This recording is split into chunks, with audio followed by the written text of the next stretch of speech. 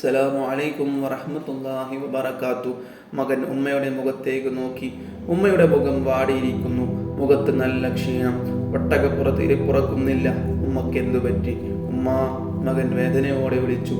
ഉമ്മയ്ക്ക് വയ്യ മോനെ. നേർത്ത ശബ്ദം. ഒട്ടകം മുട്ടുകുത്തി. യാത്ര നിർത്തി. അവർ താഴെ ഇറങ്ങി. ഉമ്മ താഴെ കിടന്നു. വെള്ളം കുടിച്ചു. ക്ഷീണം കുറയുന്നില്ല. 6 വയസ്സുകാരൻ്റെ മനസ്സ് തപിച്ചു.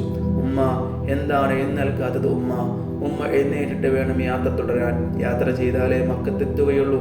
മക്കത്തെത്തിയാൽ മാത്രമേ ഉപ്പൂപ്പയെ കാണാൻ പറ്റുകയുള്ളൂ. മകൻ വെപ്രാളത്തോടെ ഉമ്മയുടെ മുഖത്തേക്ക് ഉറ്റുനോക്കുകയാണ്. ഉമ്മ കണ്ണു തുറന്നു. മകനെ നോക്കി. പിന്നെ ഉമ്മു ഐമൻ എന്ന പെൺകുട്ടിയെ നോക്കി. ഇരുവരും സമീപത്ത് തന്നെയുണ്ട്. ഉമ്മയുടെ തളർന്ന കൈകൾ ചലിച്ചു. പൊന്നുമോന്റെ കൊച്ചു കൈ പിടിച്ചു. അത് ഉമ്മു ഐമന്റെ കയ്യിൽ വെച്ചു കൊടുത്തു. എന്നിട്ട് മെല്ലെ പറഞ്ഞു, ഈ കിടപ്പിൽ ഞാനെങ്ങാനും മരിച്ചു പോയാൽ എൻ്റെ പൊന്നുമോനെ അവൻ്റെ ഉപ്പാപ്പയുടെ കയ്യിൽ കൊണ്ടു ചെന്നേൽപ്പിക്കണം. ഞെട്ടിപ്പോയി. എന്താണ് ഉമ്മ പറഞ്ഞത്? മോൻ ഉമ്മയെ കെട്ടിപ്പിടിച്ചു കരഞ്ഞു. ഉമ്മു ഐമനും കരച്ചിലിറക്കാനായില്ല. ദുഃഖം തളം കെട്ടി നിന്നു. അവിടെ മരണത്തിന്റെ കാലൊച്ച. 20 വയസ്സുള്ള അമിന റളിയല്ലാഹു അൻഹ മോനെ കണ്ടു കൊതി തീർന്നില്ല. കണ്ണുകൾ തളരുന്നു. നെറ്റിത്തടം ഉയർക്കുന്നു. ശ്വാസം നിലച്ചു. കണ്ണുകൾ അടഞ്ഞു.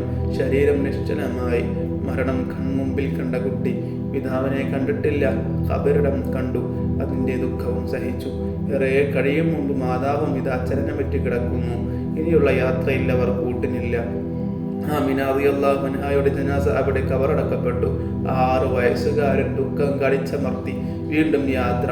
മാതാവും പിതാവും നഷ്ടപ്പെട്ട കുട്ടി. മാതാവിൻ്റെ മരണരംഗം കൺമുന്നിൽ നിന്നും മായുന്നില്ല. ഒട്ടകക്കട്ടിൽ നിന്നും പൊന്നുമോനും ഉമ്മു ഐമനും ഇറങ്ങി വന്നു. 6 വയസ്സുകാരൻ്റെ കരയുന്ന കണ്ണുകൾ. ഉപ്പൂപ്പ. കുട്ടി നിയന്ത്രണം വിട്ട് കരഞ്ഞു. പൊന്നുമോനെ. മോനും ഉപ്പൂപ്പയും കെട്ടിപ്പിടിച്ചു കരഞ്ഞു. എൻ്റെ റബ്ബേ, ഈ മോൻ്റെ ഗതി.